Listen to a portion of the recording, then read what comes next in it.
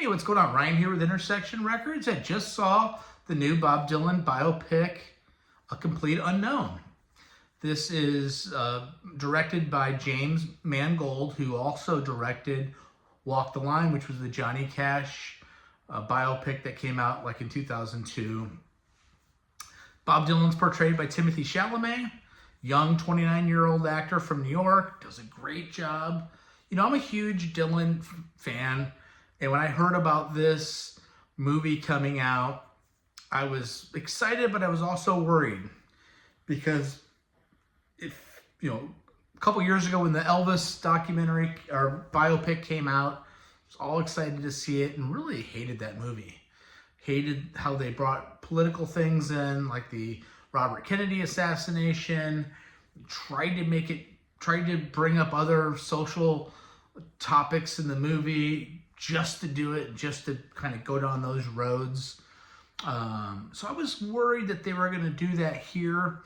And they really kind of steered away from that. The movie takes place when Dylan was born in 1942, and he gets to New York in 1960.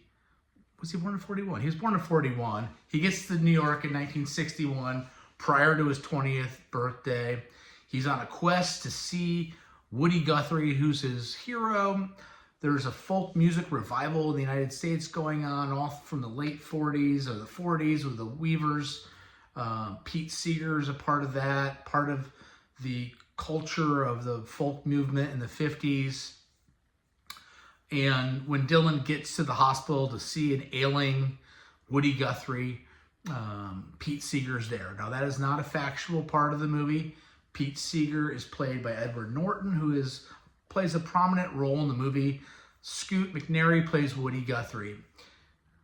Dylan plays the song for both of them there in the hospital, and right then you can see their jaws drop, and maybe the new prophet of a new age of folk music has arrived on the scene. Seeger puts Dylan up at his place, which is also not factual, but it's a way of introducing Toshi, who is Pete's longtime wife. Pete passed away at like the age of 98 back in 2014, and really was a prominent educator of music and folk guy throughout his lifetime, and a wonderful man. Early in the movie, Dylan meets Sylvia, who's played by Ellie Fanning. Sylvia is a fictional character, but strongly based on a real muse and real relationship that Dylan had in New York when he got there, of a woman named Susie Rotolo. Susie Rotolo is on the cover of Freewheeling Bob Dylan, which is Dylan's second album and his first album of original music. Early in the movie, Dylan goes to a folk club, and Joan Baez is playing a song. Dylan follows her. Pete Seeger announces that he's going to play, and Dylan says, how about that, Joan Baez? What a pretty song, and what a pretty person, something along these lines. And she turns back, notices him, hears his song. You could tell she's enamored by that. The relationship with Ellie Fanning, again playing Sylvia, based on the real muse of Dylan's early 60s life in New York, introduces Dylan to some activism stuff. Her parents in real life were communists and political activists in the New York social scene. But also early in the movie, as they're living together, Dylan and Sylvia, she goes out of town.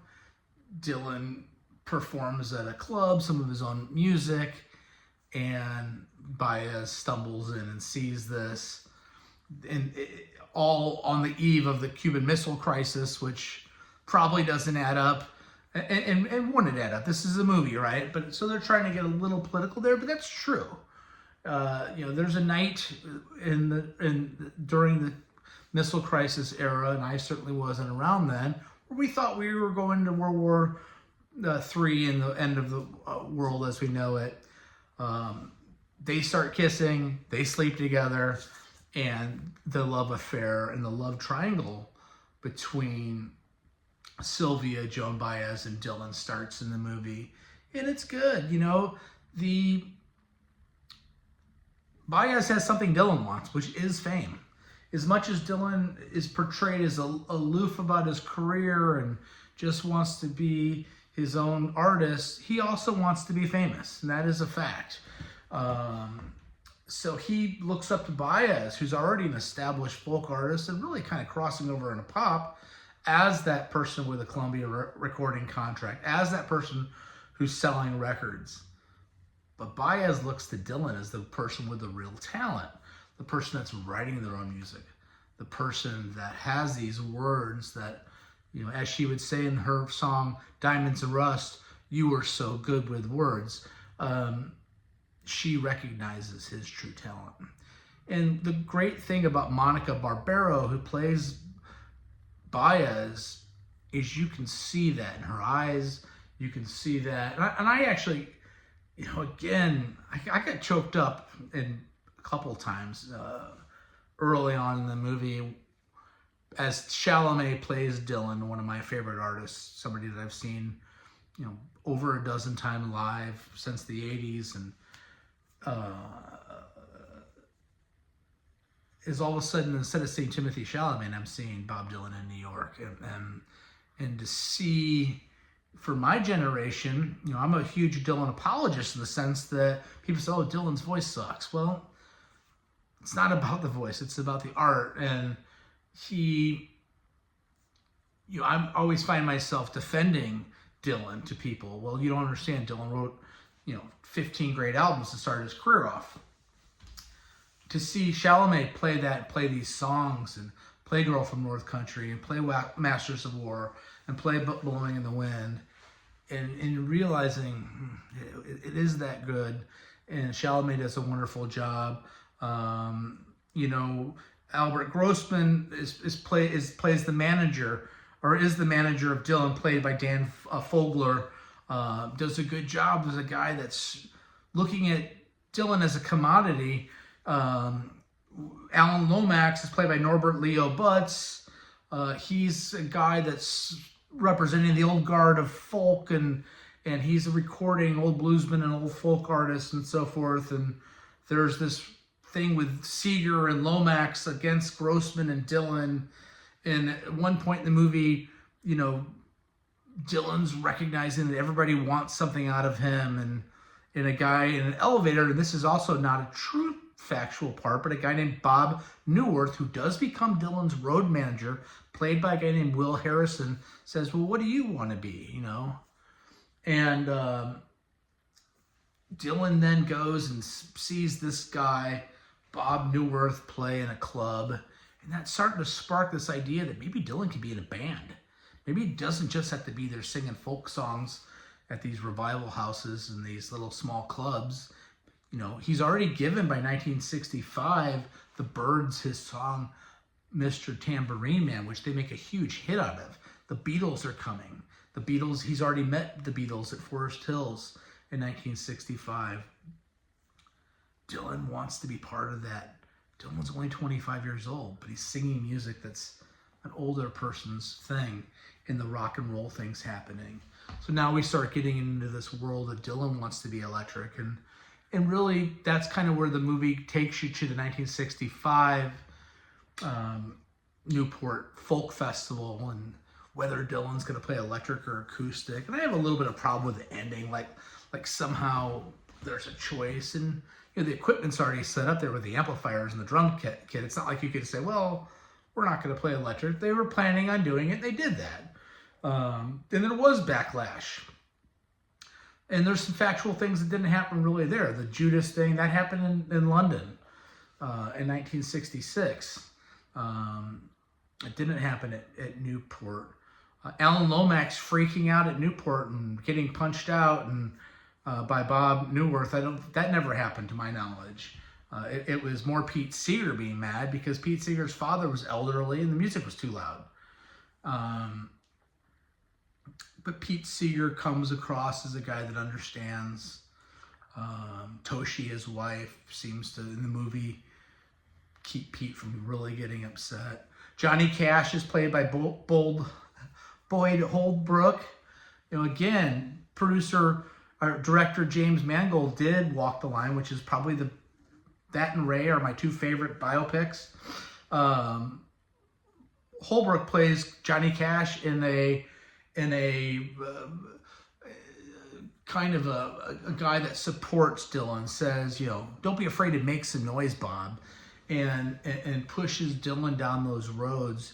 But Johnny Cash is a huge star by 1963, 1964, 1965. So Dylan getting that encouragement from writing letters back and forth, and that's true. They did exchange letters after Cash heard Free Will and Bob Dylan, which had Girl from North Country on it.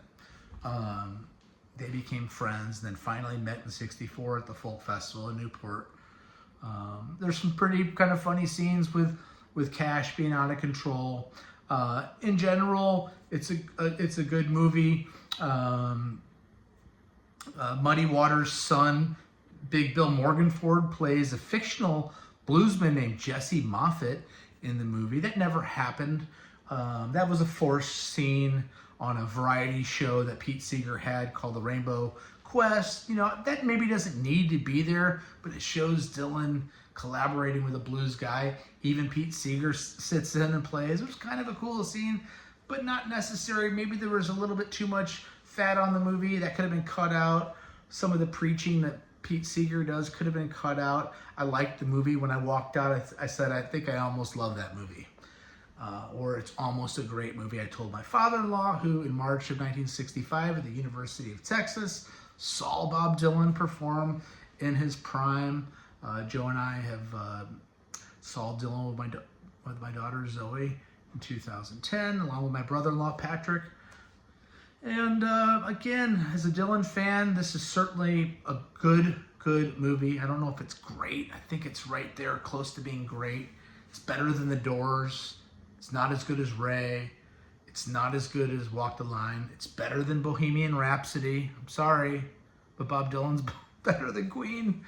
And Bob Dylan comes off as the icon that he is, and Chalamet does a great job. Check out my channel. We do shows every day. We talk about great music every single day here. Happy New Year. Peace out. See ya.